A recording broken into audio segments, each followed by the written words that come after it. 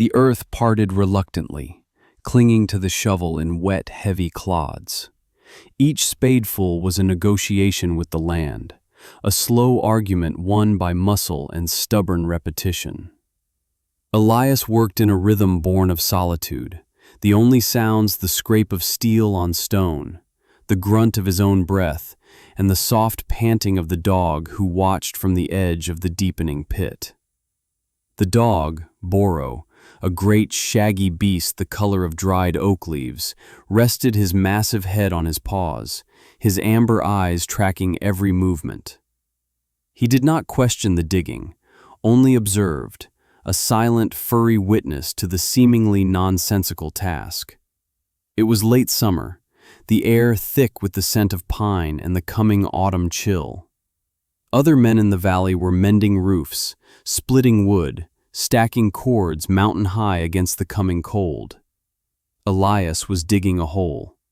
Not a root cellar, not a well, but a foundation pit nearly 9 feet deep, far deeper than any sensible house required. "That's a grave you're digging, boy, not a home." The voice, dry as dust, belonged to Silas Blackwood. He stood at the edge of the clearing, his arms crossed over a chest as stout as a barrel.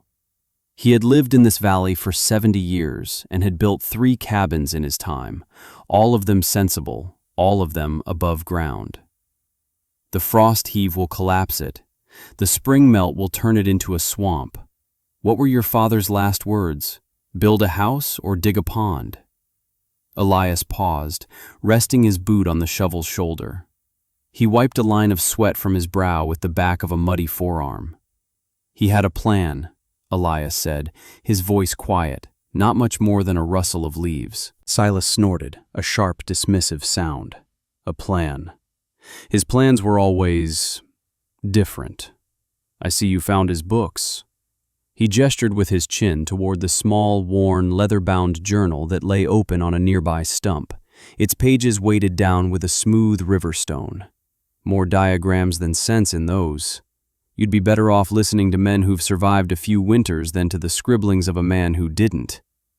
The words were meant to sting, and they did, but Elias showed no reaction.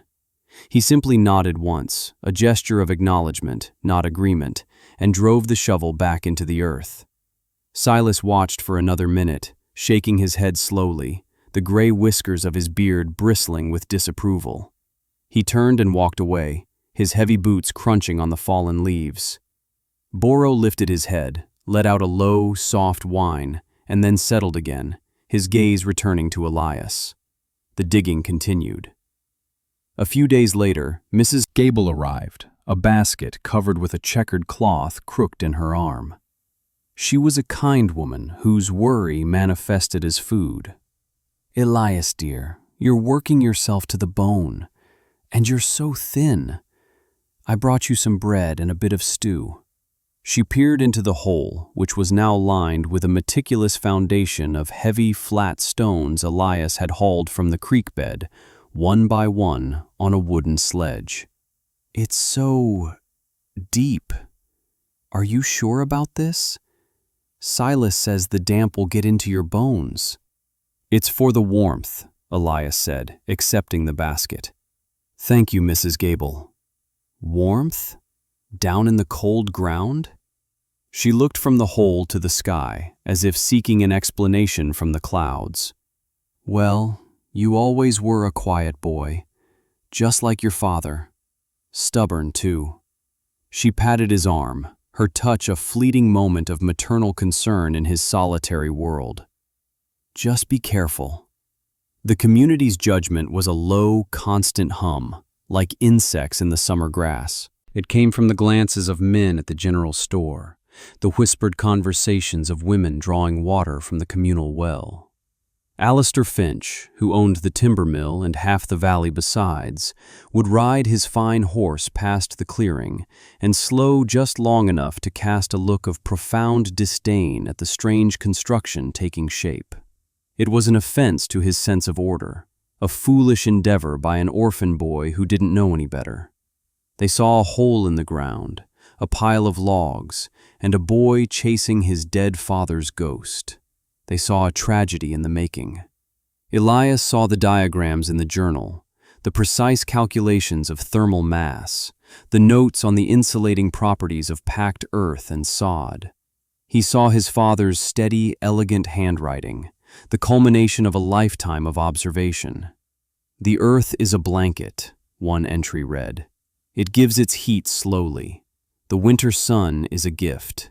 Do not squander it on a dozen windows. A house should be a cave, with a stone heart that beats with stored fire."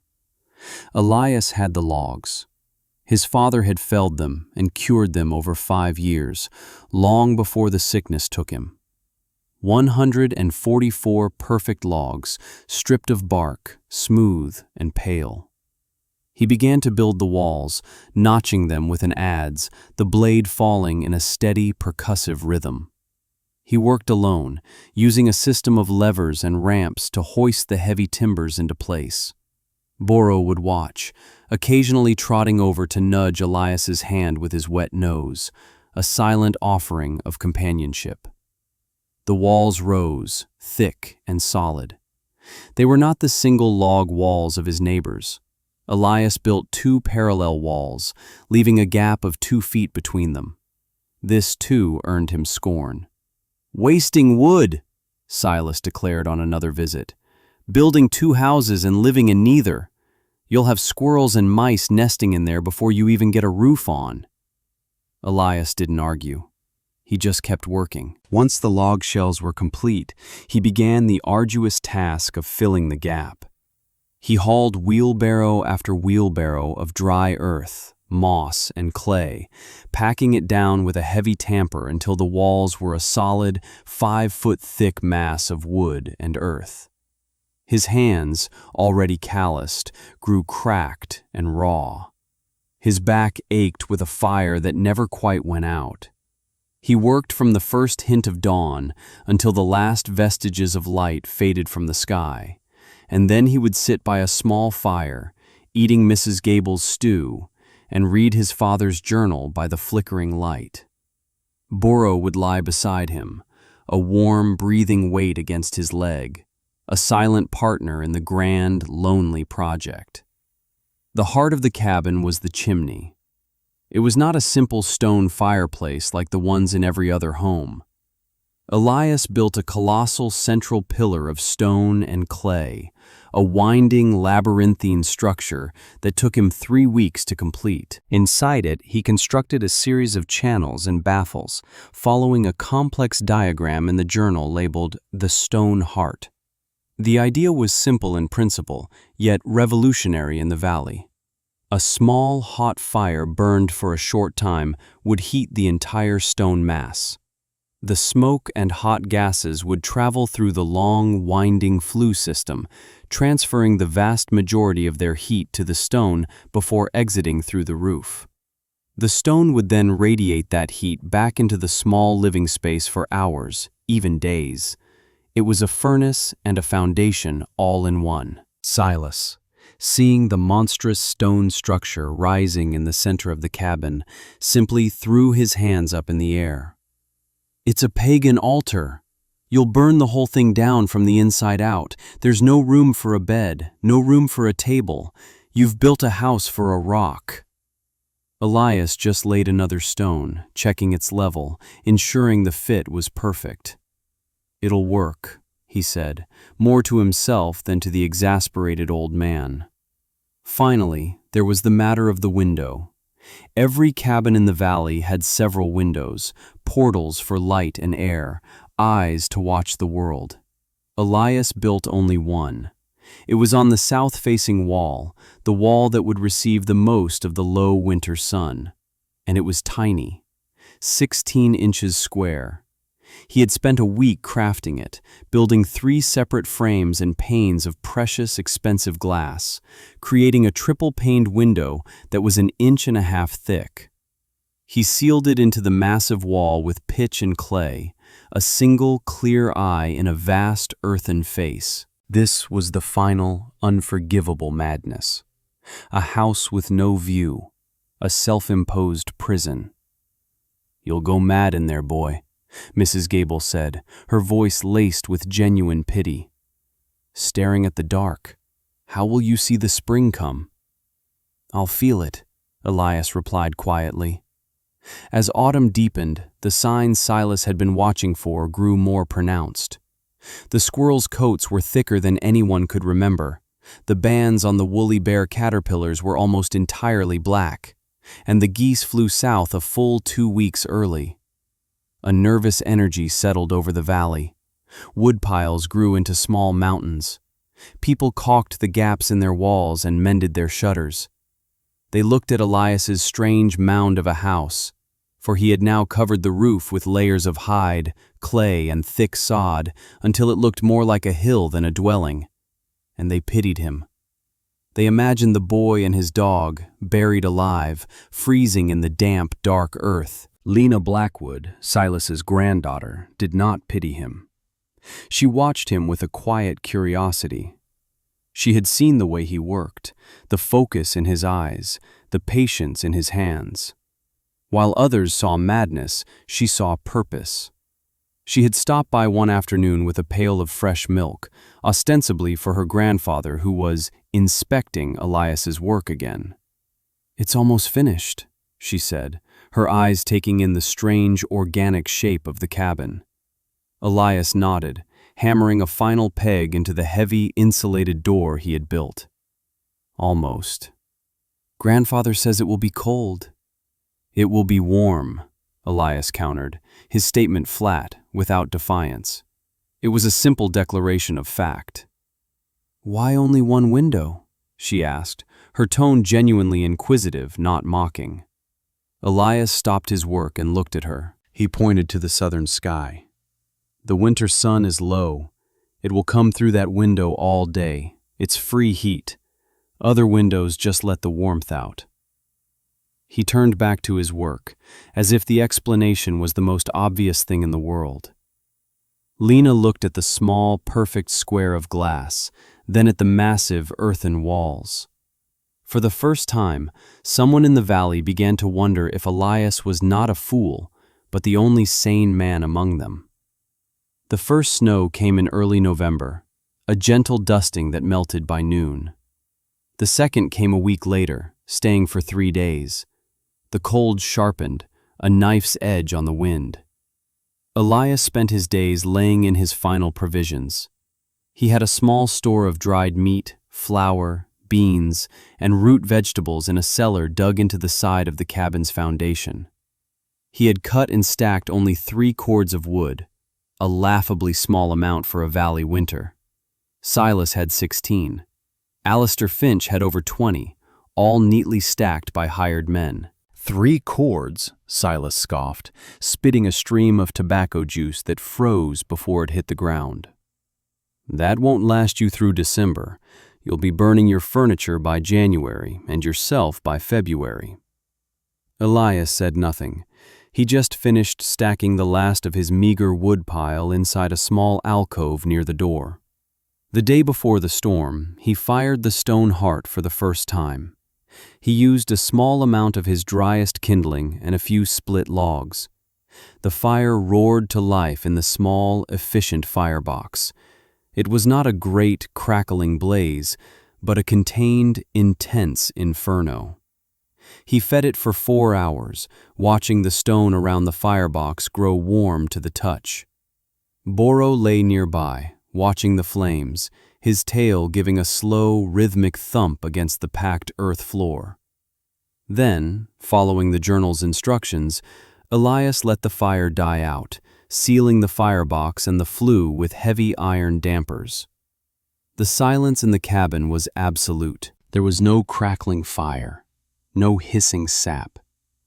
There was only a profound, enveloping quiet and a slow, steady, radiant warmth that seemed to emanate from the very bones of the house. That night, the wind began to howl. It was a low moan at first, a lonely sound from the high peaks. By midnight, it was a shrieking, tearing rage. The great storm, the one they would talk about for 100 years, had arrived.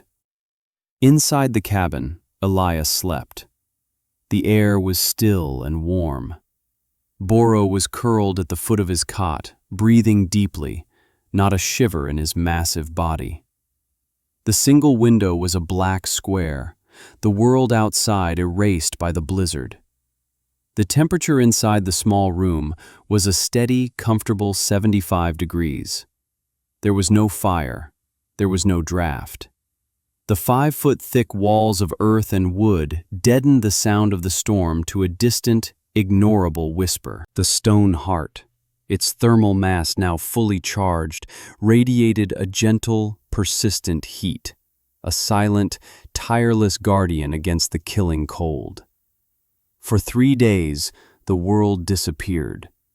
The snow fell in a solid, blinding curtain, driven by winds that sounded like a freight train derailing. It was a white hurricane, a storm that scoured the landscape and erased all its features. In Silas Blackwood's sensible, well-built cabin, the wind found every crack. Icy drafts snaked across the floor, and the family huddled close to a roaring fire that devoured wood at a terrifying rate. By the second day, the heat from the massive fireplace could not reach the far corners of the main room, where frost began to creep up the interior walls. In Alistair Finch's large, impressive house, the situation was worse. His many fine windows, a sign of his wealth, became his enemy. They bled heat into the storm, rattling in their frames, their glass coated with a thick layer of opaque ice. He and his family burned through a cord of wood a day, yet they shivered in their beds, piled high with every blanket they owned. In Elias's cabin, life was calm. He ate his meals, read his father's journal, and carved a small wooden bird with his pocket knife. Boro chewed on a bone, occasionally stretching out on the warm floor near the central stone pillar. Once a day, Elias would open the firebox for 2 hours, burn a few small logs to keep the stone heart charged, and then seal it again. The tiny window showed nothing but a wall of white. It was like living at the bottom of the sea, a pocket of warmth and life in a world of crushing, deadly pressure. He checked the thermometer his father had made, a simple device of mercury and glass. 74 degrees. He touched the stone pillar. It was like a warm flank of a great sleeping animal. On the morning of the 4th day, the storm's fury had not abated. The snow was now piled in drifts over 20 feet high. The valley was silent, buried. Then, through the thick, insulated door, came a sound. A faint, desperate pounding. Boro lifted his head, a low growl rumbling in his chest. Elias quieted him with a hand on his neck. The pounding came again, weaker this time. Elias unbarred the heavy door. It swung inward, and a cascade of fine, powdery snow fell onto the floor. A figure, completely covered in ice and snow, stumbled forward and collapsed. It was Silas Blackwood. His face was a mask of gray, his beard a solid chunk of ice. He was shaking violently, his teeth chattering uncontrollably. Elias and Boro dragged him inside, pushing the heavy door shut against the wind and snow. Elias stripped off the old man's frozen outer layers. Silas's hands were blue. He looked around the small, warm room, his eyes wide with disbelief.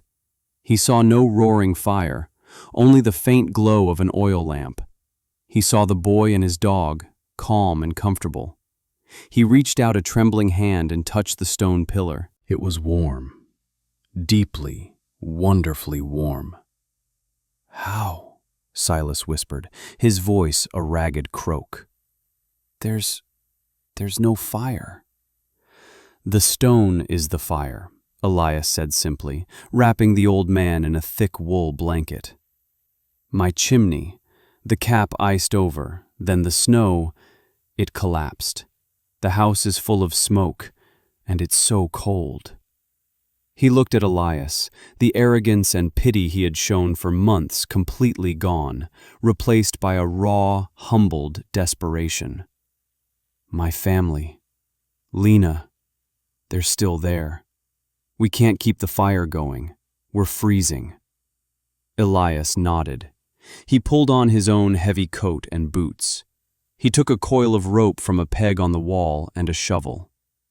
Boro, stay. Watch him.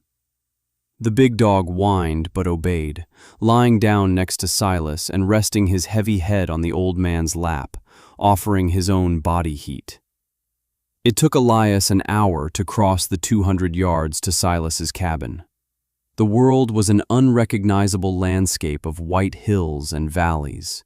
The wind tore at him, stealing his breath. He found the cabin nearly buried, only the peak of the roof visible. He had to dig his way down to the door. Inside, it was colder than it was outside. The air was thick with choking smoke from the broken chimney. Lena and her mother were huddled together under a pile of blankets, their faces pale, their breathing shallow. Elias didn't waste words. He guided them out, back through the tunnel he had dug, and into the raging storm. He tied the rope around all of them, a lifeline in the blinding whiteout, and led them back toward the small hill that was his home. When he pushed open the door to his cabin, the wave of gentle, steady warmth that washed over them was a physical shock, a miracle. Lena looked around the small, lamplit space, at her grandfather now sipping a hot broth Elias had prepared, at the massive, warm stone in the center of the room. She looked at Elias, his face rimmed with ice, and her eyes filled with a gratitude and understanding that went far beyond words. They were not the last to arrive. Later that day, Mrs. Gable and her 2 small children appeared, their own wood supply nearly gone, their cabin a freezing tomb. Elias welcomed them in. His small home was becoming a crowded ark. The final arrival was the most surprising. A tall figure, barely recognizable, stumbled to the door late in the afternoon. It was Alistair Finch, the richest man in the valley, humbled by a force of nature that did not respect his wealth. His large house was unlivable, his servants having fled to their own smaller, more easily heated homes. He stood in the center of Elias's cabin, surrounded by his less affluent neighbors, and felt the impossible warmth. He looked at the single, tiny window, the earthen walls, the monstrous stone heart. He looked at the quiet, unassuming boy who had built it. For the first time in his life, Alistair Finch had nothing to say. For 2 more days, 12 people and 1 large dog lived in the small cabin. They shared Elias's food, slept in shifts on the floor, and listened to the storm rage outside. And they were warm. They were safe. In the heart of the deadliest storm in memory, in the strangest house in the valley, a new community was forged in the simple, shared miracle of survival. The skeptics had come to mock, but they stayed to take refuge. The quiet boy they had pitied had become their savior. When the storm finally broke, the world it revealed was shattered and white. The sun shone on a landscape of profound devastation. Roofs had collapsed. Livestock had frozen in their barns. Entire cords of wood were buried under impassable drifts. The valley looked like a battlefield after a long and brutal war. But from the small, sod-covered hill, 12 people emerged, blinking in the bright, cold light, alive and well. The rebuilding began slowly. The first thing to change was the talk. The whispers of pity were replaced by murmurs of awe. The story of the earth hearth cabin, the house with the stone heart, spread through the valley. Men who had once shaken their heads in derision now approached Elias with a new, humbled respect. They did not ask for his forgiveness. They asked for his help. "My son's looking to build on the north slope," one would say, hat in his hands. Could you show him the book? The part about the foundation?" "Elias," said another, "that flue system. I don't understand it, but my chimney draws poorly. Would you take a look?" Silas Blackwood became Elias's most vocal advocate. "I told him he was a fool," he would say to anyone who would listen. his voice thick with the gravity of his misjudgment. I stood right there and called his father's wisdom foolishness, and then he walked through hell to save my family. The boy's not a carpenter, he's an artist. He understands the cold. Elias, who had never sought praise or attention, found himself at the center of his community. He did not make speeches or hold court. He answered questions simply. He would take out his father's journal, its pages now smudged with the fingerprints of a dozen different men, and point to the diagrams. "The heat wants to rise," he would explain quietly. "You have to make it take the long way home." He taught them to build for the weather they had, not the weather they wished they had. He taught them that a window was a hole you had to fill with sunlight, and that a wall was a blanket you wrapped around your family. That spring, 3 new cabins were built in the valley. They were all dug deep into the south-facing slopes. They all had thick, earth-packed walls, sod roofs, and a massive central stone heart. And each had only a single, small, triple-paned window to welcome the winter sun.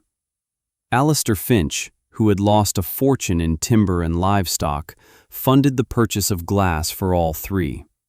It was his quiet, public apology. The winter of the great storm became the line by which time was measured. People spoke of before the storm and after the storm. The valley changed. It became a place known for its resilience, for its strange, warm houses that looked like sleeping green animals on the hillsides. Years passed. Lena and Elias were married in a quiet ceremony in the clearing by the cabin. Their life was like the cabin itself, solid, warm, and built on a foundation of quiet understanding. They had 2 children, a boy and a girl, who grew up knowing the rhythms of the land and the wisdom of the stone heart. Boro, who had been a young dog when the digging began, grew old. His muzzle turned gray, his steps became slower, but his amber eyes never lost their intelligent light. He spent his final years sleeping on the warm floor by the hearth he had watched Elias build, a silent guardian to the end. One cold autumn evening, with the wind whispering of the coming winter, Boro laid his great head on Elias's lap, gave a soft sigh, and passed peacefully from the world. Elias carried his old friend to the top of the hill overlooking the cabin, the place where Boro had so often sat and watched him work. He buried him there, beneath a young pine tree, and placed a single, smooth river stone on the small mound of earth. He did not weep. The grief was a quiet, heavy thing, like the stones in his foundation, a sorrow he would carry with him, solid and enduring. The seasons turned, piling up like the pages of a well-read book. The children grew and built their own earth-hearth homes nearby. Elias's hair turned the color of winter frost, and his hands, though still strong, were mapped with the scars and lines of a lifetime of labor. He became the quiet elder of the valley, the man they called the Stone Heart Sage, though he never answered to the name. He was just Elias, the builder. His father's journal, its leather cover worn soft as cloth, was given to his son, who treasured it as the community's founding document. Elias lived to see his grandchildren playing on the sod roof of his cabin. He saw the valley thrive, secure in its hard-won knowledge. The fear of winter had been broken, replaced by a quiet confidence. They had learned to live with the cold, not just fight it. They had learned to accept its power and borrow its strength. One morning, in his 87th year, Elias did not wake up. Lena, old and frail herself, found him in his bed, a peaceful expression on his face, as if he were only listening to a distant, pleasing sound. He had passed in his sleep, in the warm, quiet house he had built with his own 2 hands. The entire valley came to bury him. They laid him to rest on the hill next to Boro, under the now tall pine tree. Silas Blackwood's great-grandson, a stonemason, carved his grave marker. It was a simple stone, like the man himself. It did not list dates or accomplishments. It said only, Elias Cain, he listened to the earth and taught us to be warm. Decades later, long after the last person who remembered the great storm was gone, the original cabin still stood. It was a local landmark now, maintained by the Historical Society. Its sod roof was a meadow of wildflowers in the summer, its single window a bright, winking eye in the winter. Tourists would come and marvel at its simple, powerful design. They would touch the central stone pillar, which even on a cool day seemed to retain a latent warmth, and they would read the story of the quiet, orphan boy who everyone thought was a fool.